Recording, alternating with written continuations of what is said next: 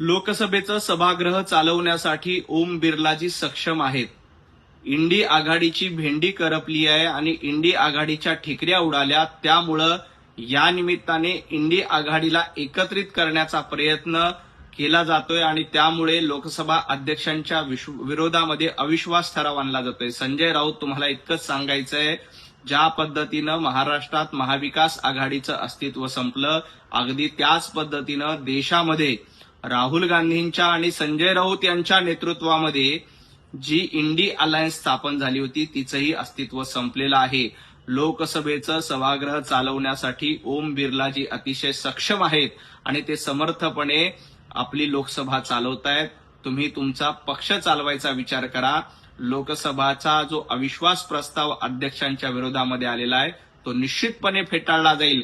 संजय राऊतांनी कितीही बेडकुड्या उड्या मारल्या तरी त्याचा काहीही परिणाम होणार नाही.